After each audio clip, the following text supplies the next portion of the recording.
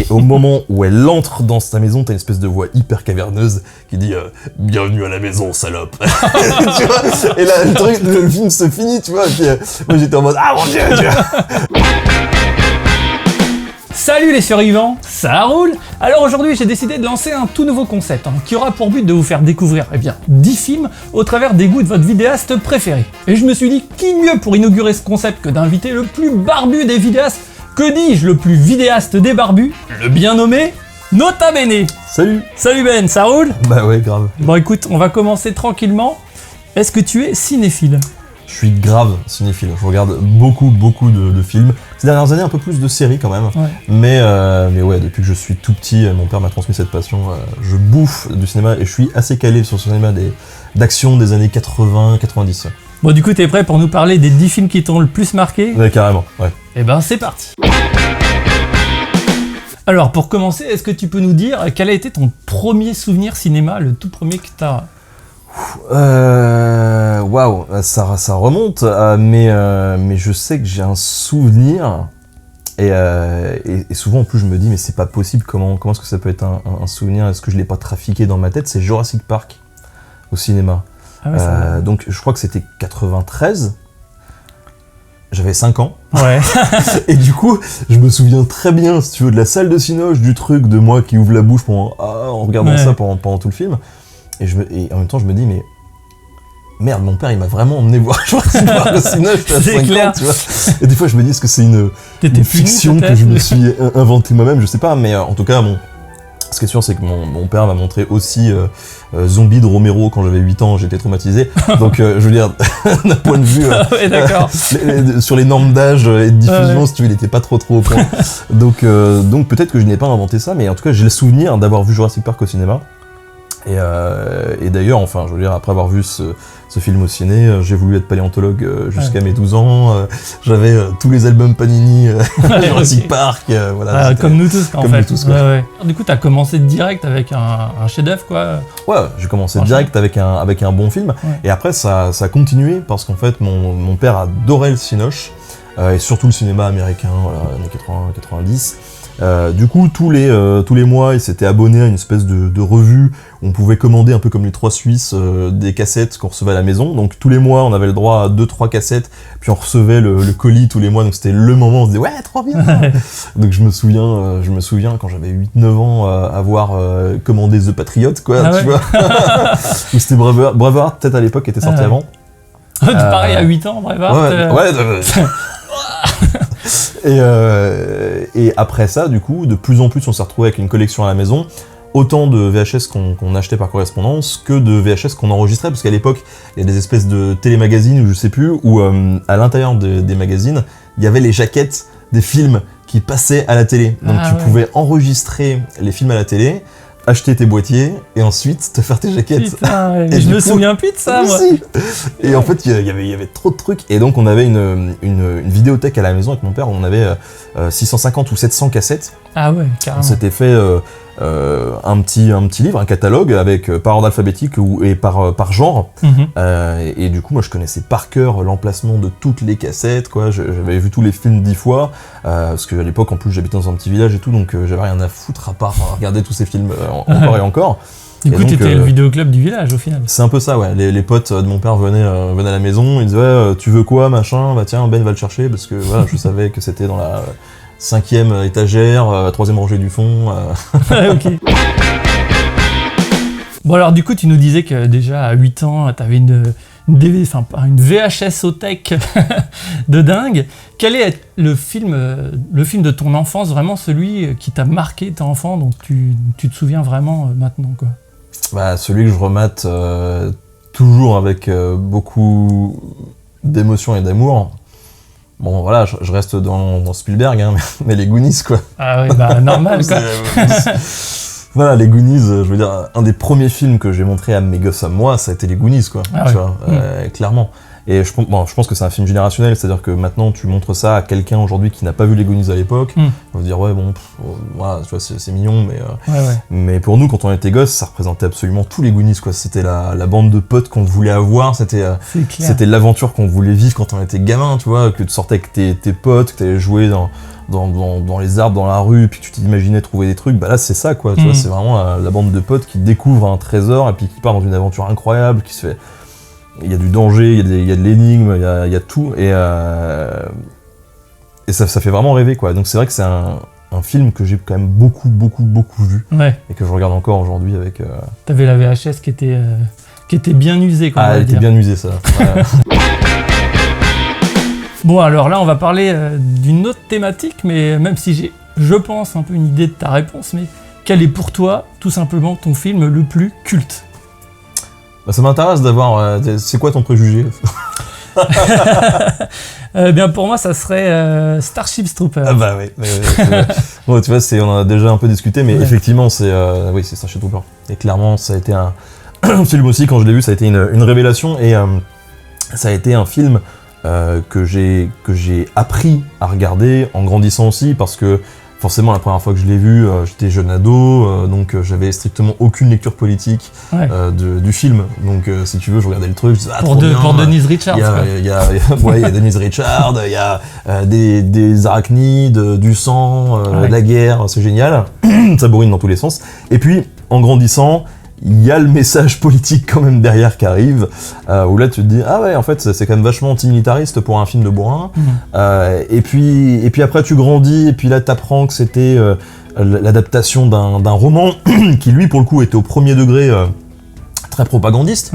Et là tu te dis, donc tu t'intéresses aussi à la filmo un peu de Verhoeven, et moi Verhoeven, bah, un des films de mon enfance aussi c'était Total Recall, qui a aussi un gros message politique aussi derrière, et du coup là t'as toutes les briques tu vois, qui s'assemblent, et donc t'as une lecture en grandissant de ce film qui est multiple, et moi j'adore ça en fait, de grandir avec un film, de le revoir et de pouvoir le réanalyser à chaque fois, et je prends toujours autant de plaisir à regarder les trucs, à relever les petites scènes que j'aime bien, à répéter les phrases par cœur que je connais des protagonistes, tu vois.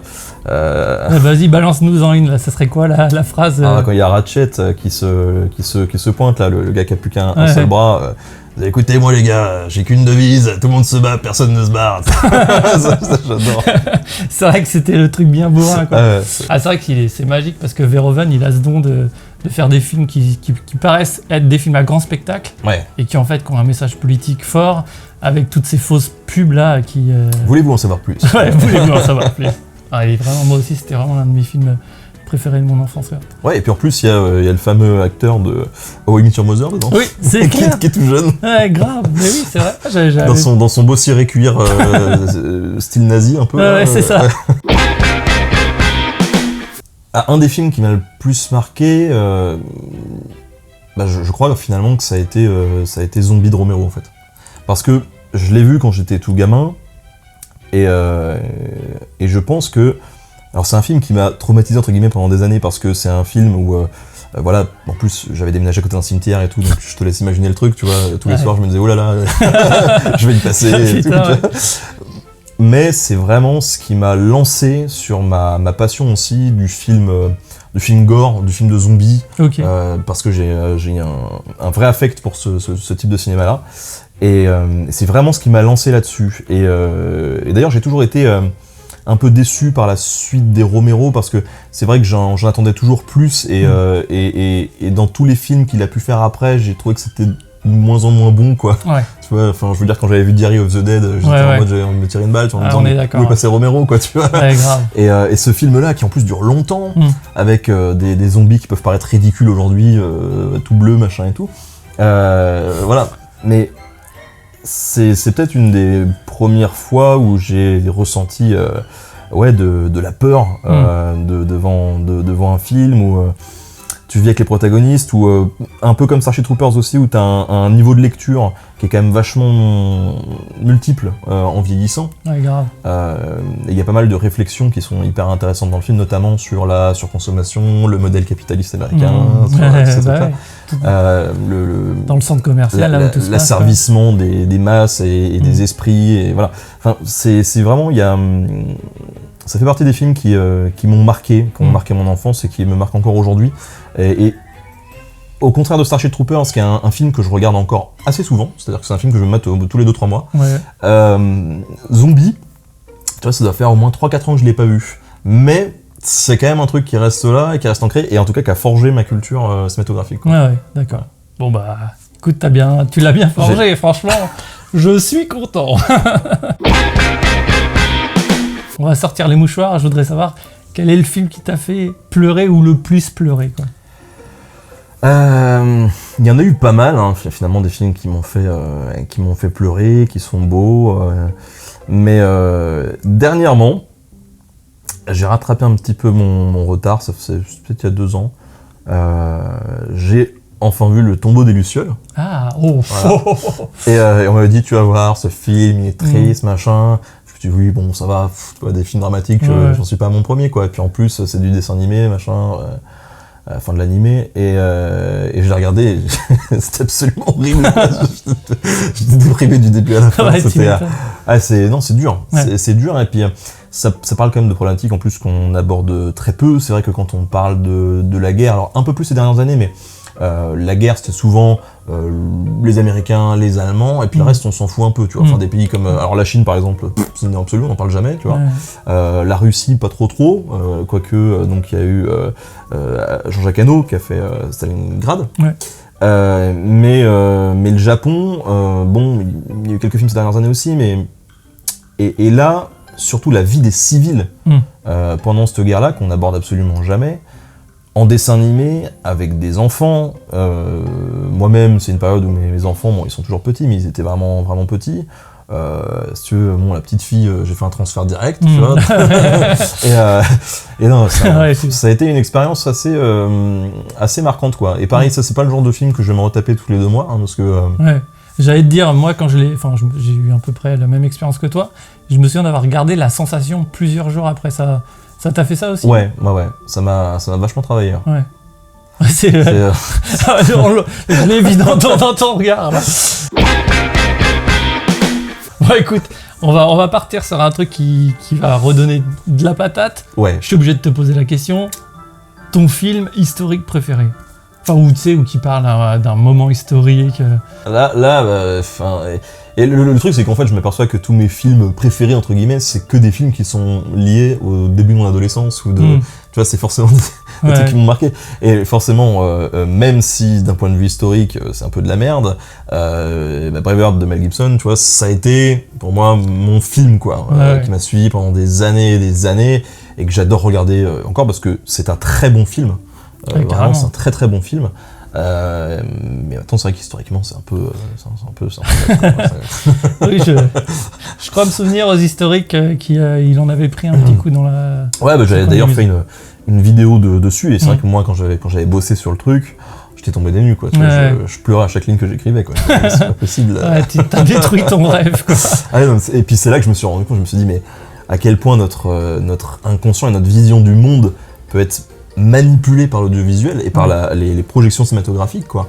Tu vois, c'était qu'il y a quelques années, mais je me dis, en regardant ça, je me suis dit, si j'ai eu une vision aussi biaisée de l'histoire, quelle vision biaisée d'un point de vue sociologique, économique, machin et tout, ont pu m'inculquer d'autres films, tu vois. Ouais. Et c'est là que tu te rends compte de la manière dont tu peux être vraiment influencé d'un bon côté comme d'un mauvais côté, de par ces œuvres-là, et que finalement, c'est au-delà d'un film, c'est un vrai produit culturel, un produit d'art qui suscite une réflexion, quoi, et qui aboutit à quelque chose. C'est pas qu'un film que tu regardes pour passer un bon moment, c'est vraiment quelque chose qui te suit et qui va te permettre de construire finalement ton imaginaire ou ta représentation de la réalité, quoi. Ça crée un prisme qui va déformer... Totalement.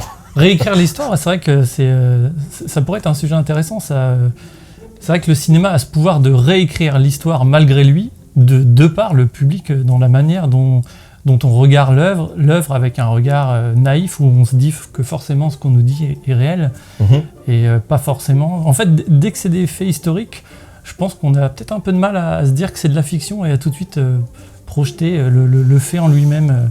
Oui, et puis c'est y a une distance que je pense parfois, enfin après c'est une œuvre d'esprit aussi hein, de faire un film, donc je pense qu'ils réfléchissent beaucoup, mais je pense que c'est forcément une vision qui est biaisée par la vision originelle de l'auteur, qui elle-même est influencée par d'autres visions, donc tu trouves facilement des films qui sont ultra propagandistes, et je pense que c'était pas une volonté première du réalisateur, tu vois. C'est juste que le gars, il était dans son truc en se disant c'est ça, quoi. Ouais, c'est ça. Et du coup, ça s'est répercuté sur tout un autre public qui s'est dit ah bah ouais, tu vois. Ouais, malgré lui.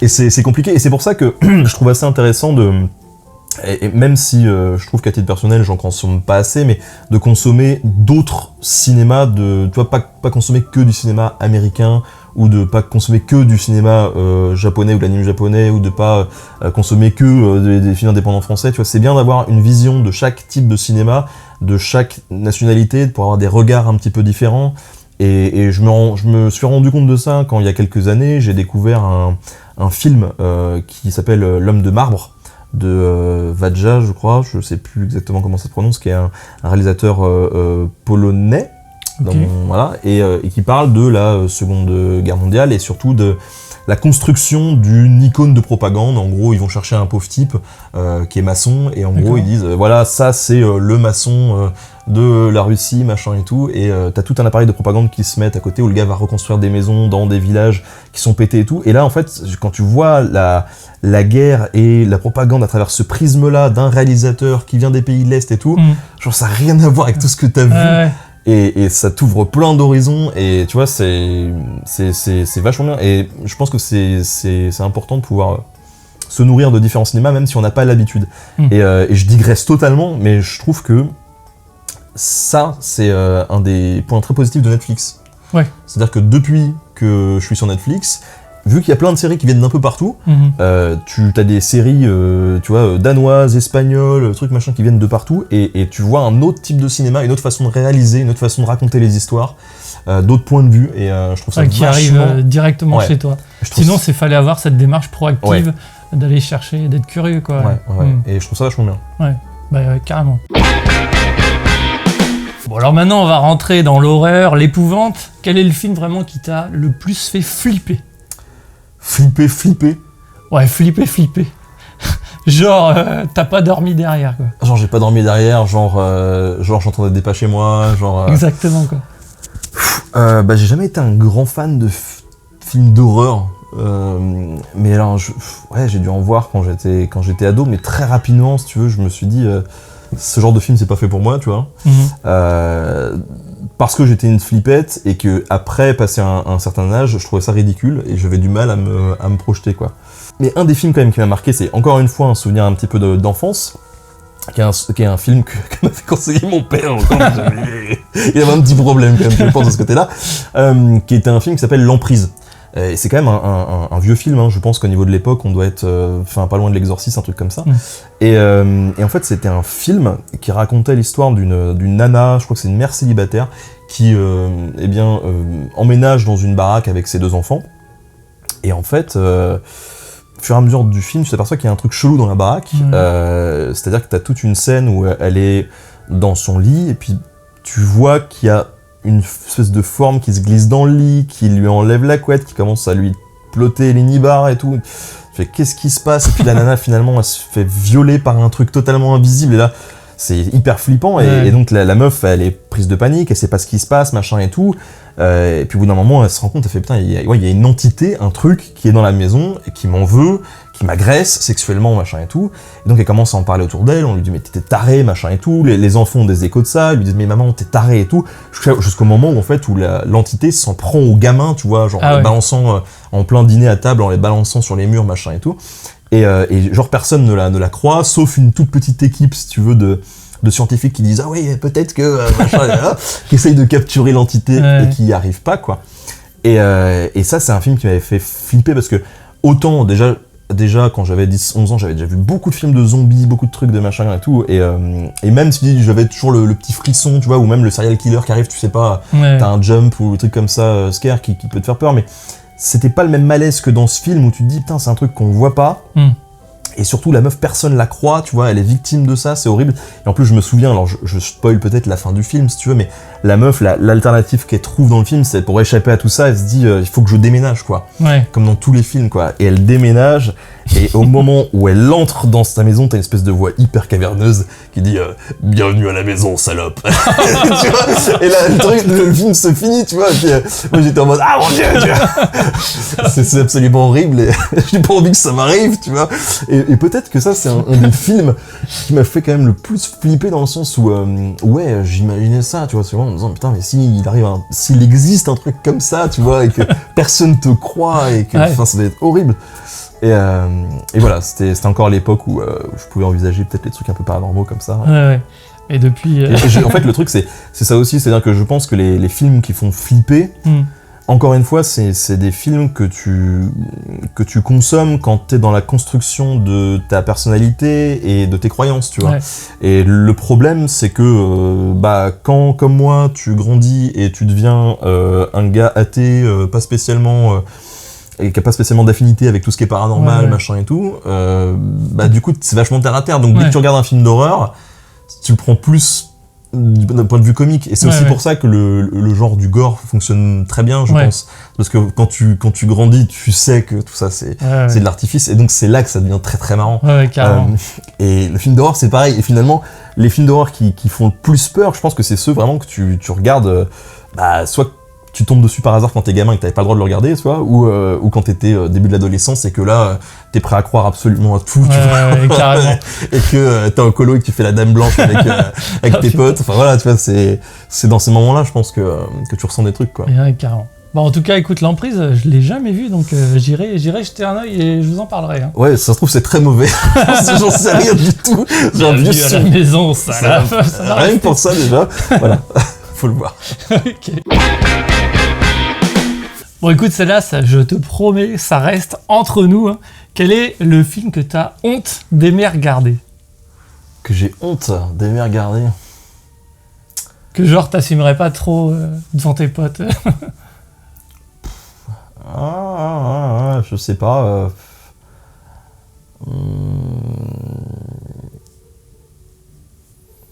Après, je veux dire, j'aime bien, je regarde pas beaucoup, mais j'aime bien les comédies musicales, tu vois. Mais c'est vrai qu'un film comme Grease, je regarde pas souvent, mais j'adore. J'adore. Et je me souviens, j'ai un super souvenir avec ce film où j'étais au lycée, tiens, j'avais tenté de pécho une nana où ça n'a pas du tout fonctionné, mais on avait été... tu chantais comme dans Grease ou... Non, mais c'était encore mieux. C'est-à-dire que donc j'étais à Montreuil, à l'époque j'habitais à Montreuil, et à Montreuil, donc près de Paris, École à Paris, il y a un super cinéma qui est le cinéma Le Méliès, qui avait des projections qui étaient vraiment super bien, qui projetaient plein de trucs. Et là, ils avaient fait une projection qui était Grease, en version karaoké. Et donc c'était trop bien, parce qu'en fait, t'allais voir Grease au cinéma, tu rentrais, on te donnait une petite feuille un petit paquet de feuilles, où sur chaque feuille, t'avais les chansons dans l'ordre chronologique. Et en fait, à chaque fois que y avait une chanson qui allait se déclencher dans le film, t'avais une petite veilleuse devant toi qui s'allumait, tout doucement, et tu prenais ton truc, et t'as tout le monde qui chantait dans le cinéma. Et ça, je crois que c'était une des meilleures projections de ma vie, tu vois, c'était vraiment trop bien. Ah ouais, mais c'est énorme, je savais même pas que ça existait, ça. Moi non plus, et en fait, je l'ai vu que cette fois-là, je n'ai jamais revu ça dans un autre cinéma. Et Grease, version karaoké, ça reste un de mes meilleurs souvenirs de cinéma, je crois. Ouais. Tu m'étonnes, je viens de croire. Putain, j'aurais bien aimé t'entendre chanter quand même. Maintenant, on va... Alors, c'est pas vraiment ta Madeleine de Proust, mais plutôt le film que t'aimes regarder, genre, super souvent, quoi, que tu te lasses pas de regarder encore et encore. Alors c'est vrai que je l'ai dit tout à l'heure, il y a plusieurs films comme ça, donc il y a Starship Troopers, Braveheart, The Patriot, ça rentre dans le truc aussi. Stalingrad dont j'ai parlé, c'est vrai que c'est un film que je regarde assez souvent aussi, quand je sais pas quoi regarder, je me dis tiens, je regarde un Stalingrad. Ok, chacun son truc. Ou le Soldat Ryan, des choses comme ça. Ça c'est des films quand même que je regarde pas mal. Après c'est vrai que souvent je reboucle un peu sur des séries sinon, mais d'un point de vue cinoche, ça reste ces films des années 90 quand ils sont sortis, quoi, que je regarde beaucoup. Ouais. T'es pas trop en mode Tarantino pour justement les films qu'on remate sans cesse Eh non, parce que Tarantino c'est un réalisateur que j'ai fini par apprécier sur le tard. Ok. Pendant longtemps, j'aimais pas ces films en fait. D'accord. Peut-être parce que je les comprenais pas ou j'arrivais pas à saisir, si tu veux, la manière dont il voulait raconter ses histoires et dont il décousait ses histoires, tu vois. Ok. Et aujourd'hui, quand je regarde des Tarantino, genre, je m'éclate et je trouve ça trop bien. Mais jusqu'à assez tardivement, jusqu'à mes 18-19 ans, tu me disais Tarantino, moi non, je pas envie, tu vois, ça me gonfle. Et ce qui était assez étrange, parce que du coup, quand même, j'avais une culture cinématographique assez étendue et je consommais beaucoup de trucs à droite à gauche. Mais t'étais assez mais genre Tarantino, quoi. Ouais. J'étais pas fan, quoi. Parce que, bon, là, on n'est pas là pour parler de moi, hein, mais moi, Tarantino, c'est un des réalisateurs, c'est pas mon réalisateur fétiche du tout, mais c'est un des réalisateurs que j'aime regarder, mais encore et encore et encore. Et une fois, en m'attendant un making-of, il expliquait qu'il faisait des films, tu sais, donc découpés comme des morceaux musicaux, et justement dans le but de pouvoir les regarder encore et encore. Et par exemple, tu balances Pulp Fiction et tu peux te balancer juste un chapitre et le mater sans avoir besoin de remater tout le film. Et quand il expliquait ça, en fait, je me suis dit, mais oui, c'est totalement le rapport que j'ai moi avec les films de Tarantino, en tout cas.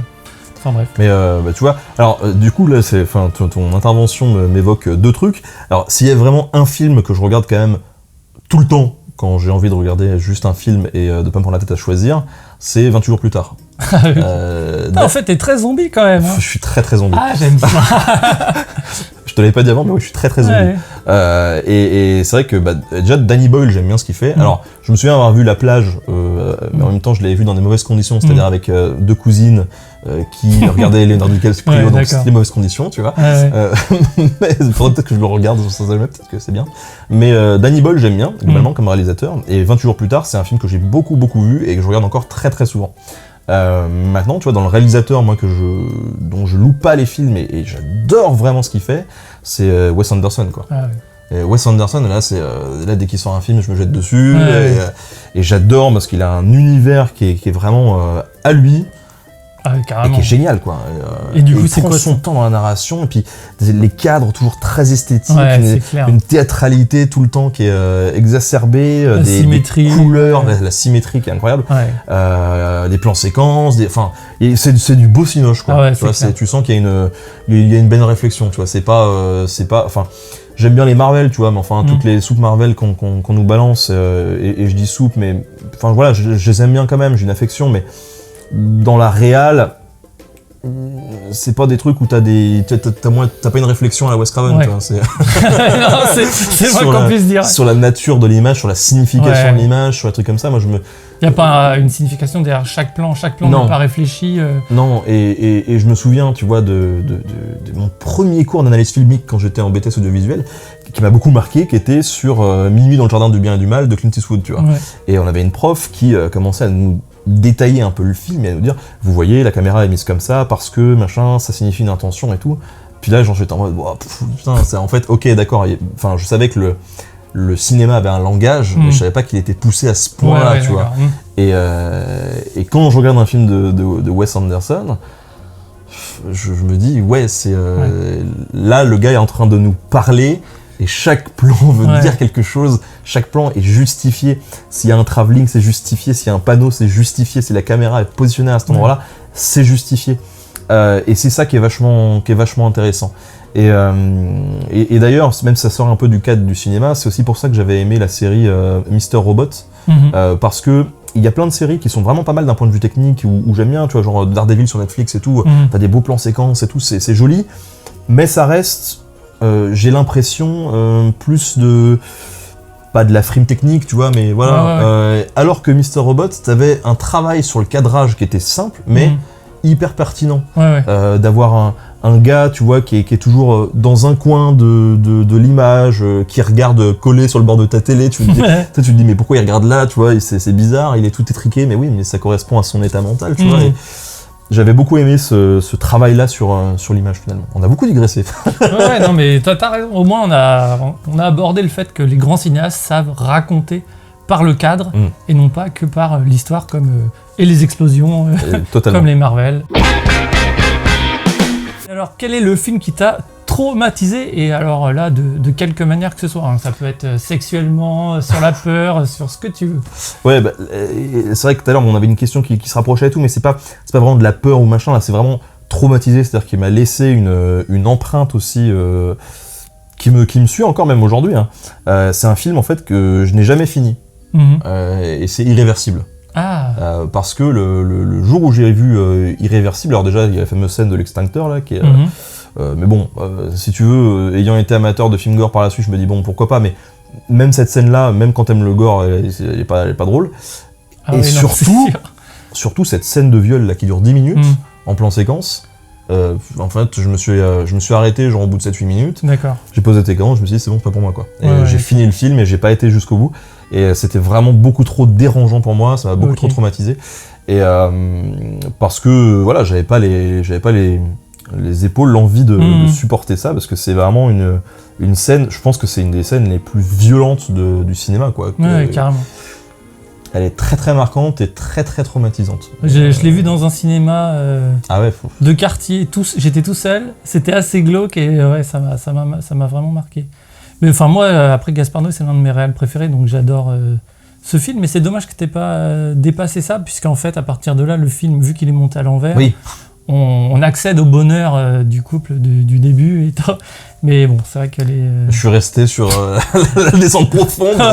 Le gars qui arrive au fond et qui voit le viol et qui se barre comme un connard. Voilà, ok. Je suis resté traumatisé par ça, quoi. Bon alors, est-ce que t'es amateur de nanar ? Alors, j'aime bien les nanars quand on m'en propose, mais spontanément, je veux pas me diriger vers les nanars. Ouais. Plutôt genre en soirée entre potes. Ouais, voilà. Mais ça m'arrive, de me faire de temps en temps un truc. Après, ça peut être des challenges, tu vois. C'est genre, il y a quelques mois, avec des copains, on s'était dit bon allez, venez, on se fait une soirée Karate Kid, tu vois. On s'est maté les 3 quoi. Okay. Et c'est vrai que à la fin du 3, on avait juste envie de se tuer quoi. Tu vois, c'était frotter, lustrer. C'est ridicule mais pour le coup enfin tu vois pour moi un vrai nanar et tout c'est vraiment tu te poiles quand même c'est rigolo. La Karate Kid c'était vraiment malaisant quoi. C'est clair. C'est une autre catégorie tu vois. Et du coup c'est quoi le plus gros nanar que t'aies vu que t'aies aimé, je sais pas si t'as un nom. Mais je sais pas si on peut considérer que c'est des nanars ou pas, mais c'est des films où pareil, j'ai une certaine nostalgie. En fait, c'est bien parce que toute l'émission, je suis dans une espèce de nostalgie de mon enfance, tu vois. Je vous préviens, enfin, je suis pas dépressif comme type, hein, c'est juste que c'est mon côté Mireille Dumas, c'est tout. Mais des films comme L'aventure des Ewoks, tu vois. Ah oui. Je sais pas, tu considères ça comme un nanar ou pas, tu vois. Ouais. Et j'ai une certaine affection pour ce film. Je l'ai revu il y a un mois, c'est horrible. Je me suis dit, oh mon Dieu, comment je faisais pour trouver ça trop bien. J'ai un bon souvenir, hein, parce que... Ouais, non, mais il faut... Non, le regarde pas. Okay. Garde ton souvenir intact, s'il te plaît. Mais ouais, des films comme ça, ou des films comme... je sais pas, il y avait... quand on était gosse, dans les années 90, pareil, il y avait tout un tas de films de héros, un peu mythologiques, un peu... Et alors, il y avait Dar l'Invincible. Je connais pas ce truc. C'était un truc, c'était à chier. C'était avec, tu te souviens, la série V ? Ouais, carrément. Danovan. Ouais. Et ben, c'était le héros de ce film. D'accord. Une espèce de...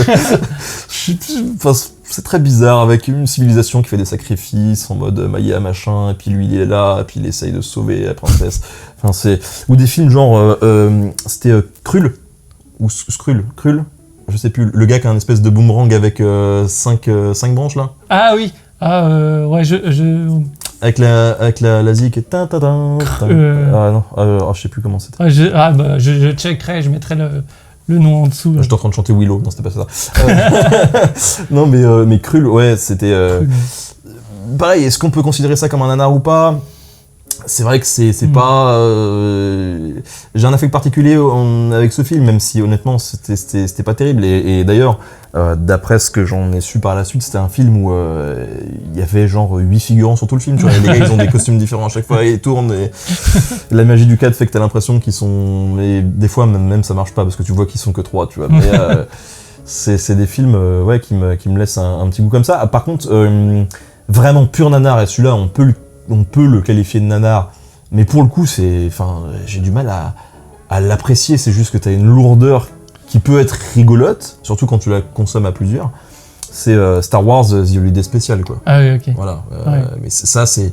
Tu te dis à quel moment ça a pu être validé quelque part et diffusé, tu vois. C'est waouh, c'est incroyable. Et c'est pas pour rien que George Lucas, après, il a voulu traquer toutes les copies. Il faut les détruire, s'il vous plaît. Tu m'étonnes. Parce que c'est incroyable de se dire... Enfin, ce film, il y a quand même Harrison Ford qui apparaît dedans de manière furtive, mais qui apparaît dedans. Mais voilà, enfin, je veux dire, t'as une espèce de Maïté de l'espace qui te fait des recettes pendant un quart d'heure.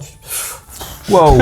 Les conversations entre le fils de Chewbacca et son beau-frère qui sont totalement hallucinantes, où tu comprends strictement rien, parce que du coup... Et il est très dur à trouver, mais bon, il m'a laissé quand même un souvenir assez impérissable. Bon, et du coup, maintenant, on va te dire, quand t'es triste, quel est le film qui te file grave la patate, qui te rebooste directement?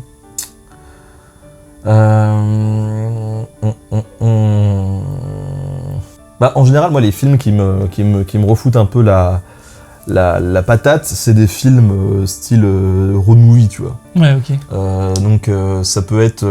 alors pareil, même si je l'ai pas vu beaucoup de fois et que t'as un côté un peu dépressif aussi, mais des trucs genre Little Miss Sunshine, tu vois, ça me fait marrer, quoi. Ouais, ok.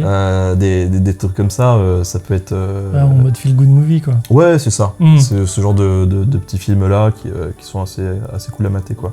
Bah, dernièrement, tu vois, j'ai revu The Full Monty, et... tu vois, ça m'a fait marrer, et pour le coup, ça m'a donné la patate. Et c'est ce genre de film aussi où, tu vois, c'est de l'histoire un peu de la vie de tous les jours, de quelqu'un ou de machin, tu vois, un gars qui galère, qui s'en sort et tout. Enfin voilà, Ouais. Je pense pas que The Full Monty, c'est un chef-d'œuvre absolu, tu vois, mais c'est vraiment un film qui me fait du bien aussi, quoi. Ouais, ok. Où t'as quand même des gars qui surpassent, tu vois, je m'identifie quand même pas mal au gars, tu vois, qui est grassouillé, qui se dit oh putain je suis gros, il faudrait que je maigrisse, et qu'est-ce que ma femme va penser de moi, tu vois, avec mon corps comme ça, et qui finalement arrive à surmonter ça, tu vois, et à se foutre à walper en disant de toute façon c'est pas grave, je suis bien comme je suis, tu vois. Ouais, ça c'est les trucs, voilà, c'est sympa, okay, bah, c'est quand même sympa, quoi. Ça marche sur tout le monde, hein, ce genre de film, de toute façon, carrément. Bon écoute, du coup tu nous en as déjà parlé de 2. Mais t'es quand même chez un zombie, je suis obligé de te poser la question, quel est ton film de zombie préféré? Bon alors il y a Zombie, on a compris. Bah Zombie, 28 jours plus tard, forcément. Après, pour moi, un des meilleurs films de zombies que je regarde assez souvent aussi, qui est pas mal dans la forme, je trouve, c'est Dawn of the Dead, tu vois, qui est quand même malgré tout assez bien, et donc un remake du film de Romero, mais qui passe plutôt bien. J'aime bien les acteurs, j'aime bien le mood du film, quoi. Et j'avais moins aimé des films comme Diary of the Dead, Land of the Dead, que j'avais pas trouvé folichon non plus, quoi. Et à vrai dire, les films de zombies ou de contamination, je trouve que c'est quand même dur, parce qu'il y a eu beaucoup de films qui ont été faits, qui ont surfé sur cette vague-là, et qui du coup sont quand même assez moyens, quoi. Ouais, carrément. Et des très bons films de zombies ou d'infectés, je pense pas qu'il y en ait beaucoup en fait. Ouais. Moi je peux t'en conseiller un que peu de gens connaissent, que j'avais découvert dans un festival qui avait remporté toutes les palmes, qui s'appelle The Battery. C'est un film qui est peu connu, c'est un film indépendant. Et en fait, c'est sur deux potes qui survivent dans un monde post-apo où il y a plein de zombies partout. Et ils sont avec leur batte de baseball parce que c'est des anciens joueurs de baseball. Et en fait, c'est un film qui est vraiment assez poétique. T'en as un qui a tout le temps sa musique pour... en fait, il cherche à nier la réalité, tu vois, à fuir. T'as une bande-son qui est magistrale. Et c'est très, très, très bien réalisé. Vraiment, Jeremy Garner, le réalisateur, c'est un petit bijou de réalisateur, ce gars-là. Et puis t'as plein de références aussi, des petites références distillées à différents films. Et il y a un plan séquence de fin d'environ 20 minutes. Ah ouais. Franchement, c'est vraiment une grosse tuerie. Donc si t'as l'occasion... The Battery, bah ouais, je crois qu'il est sur Netflix, je crois avoir vu qu'il était sur Netflix. Et bah je verrai, tiens, je verrai. Après, ce que j'ai bien aimé ces dernières années, ça a été la vague de comédie avec des zombies qui est arrivée. Et donc j'ai énormément apprécié Shaun of the Dead, qui est vraiment un de mes films préférés aussi. J'aime beaucoup. Comme Hot Fuzz d'ailleurs, et quand même moins le dernier, qui est vraiment en dessous. Et j'ai vraiment apprécié Zombieland aussi, et du coup j'attends le 2, voir si ça sera à la hauteur, j'ai un peu peur, mais le premier c'était une très très bonne surprise aussi, quoi. C'est clair. Bon écoute, on arrive maintenant à la fin de cette interview. Alors j'aurais envie de te demander quel est le film dont on n'a pas parlé et que tu aimerais conseiller aux gens. J'aimerais vous conseiller peut-être un film que j'ai découvert il y a quelques années seulement et que j'ai adoré, qui est pas un film feel good movie du tout, qui s'appelle Les Virtuoses. Et alors je sais plus du tout par qui c'est réalisé, mais en gros ça se passe durant les années Thatcher, en Angleterre, dans une ville minière du coup, et en gros la mine va être fermée. Et donc tu suis l'histoire des mineurs et particulièrement de la fanfare de cette mine, qui est une fanfare en fait qui participait à des concours, machin et tout. Et du coup tu suis l'histoire de cette fanfare sur fond de drame social, où les gars sont tous en train de perdre leur argent, ils savent pas comment faire pour rejoindre les deux bouts, il y en a qui ont envie de se suicider, enfin voilà, c'est très noir, et en même temps ils essaient de se raccrocher à cette musique là, et finalement c'est très beau, et d'autant plus que c'est vrai que moi l'image que j'ai depuis tout petit des fanfares, tu vois, je vois une fanfare passer, je me dis ouais bon les mecs pote machin, tu vois, ça me vend pas du rêve, quoi. Et pourtant dans ce film là t'as une atmosphère qui fait que tu vois, t'aimerais être avec ces gars et prendre un instrument et jouer avec eux et aller se battre pour leur mine et pour leur musique. Et ça a vachement changé mon regard aussi sur les fanfares et sur le collectif, sur le collectif de ce genre de trucs, quoi. Et c'est un film vraiment que je recommande, Les Virtuoses. Ouais. Ok. Bon, très beau film. Vous savez ce qu'il vous reste à faire. Bon écoute Ben, je te remercie grandement de t'être prêté à ce petit jeu. Merci de m'avoir invité. Avec grand plaisir, et j'ai une toute dernière question à te poser, c'est maintenant, qui est-ce que tu aimerais voir à ta place la prochaine fois ? Qui est-ce que j'aimerais voir à ma place ? Tiens, peut-être on restait dans l'histoire, mais Hugo Bimard de Confession d'Histoire, je sais que c'est un gars qui en plus a travaillé dans le Cinoche à des gros postes. Donc, je pense que lui, il y a moyen de t'éclater aussi avec. Ok. Bon, c'est noté. On lui en parlera du coup. Bon, et bien surtout, merci à vous d'avoir regardé cette vidéo. N'hésitez pas à me dire dans les commentaires si ce nouveau concept vous plaît, et aussi à me proposer d'autres personnes qui pourraient se mettre à la place de Nota Bene. Alors bien sûr, je vous invite à liker, partager la vidéo si elle vous a plu, et vous abonner pour retrouver d'autres épisodes de Ton Vidéaste en 10 films, ou bien sûr le format principal de la chaîne qui est Dead Will fait son cinéma. D'ailleurs à ce sujet, on a fait déjà un petit featuring avec Ben, carrément, sur un gros film gore qui s'appelle Brain Dead. Voilà, donc je vous invite à aller découvrir tout ça, je mets les liens dans la description. Bien sûr, je vous invite également, si c'est pas déjà fait, à vous abonner à la chaîne de Ben, mais bon, je pense que les survivants que j'ai ici aiment la culture, donc ils devraient en tout cas la dévorer goulûment. Je le ferai avec plaisir, on est bien. Enfin, pour ceux qui souhaitent m'aider à survivre et rester indépendant, vous pouvez me soutenir sur Tipeee en devenant survivant producteur de la chaîne. Sur ce, moi je vous love et je laisserai le mot de la fin à Nota Bene. Et oui, n'oubliez pas que pour survivre, faut bouffer de la culture. Love.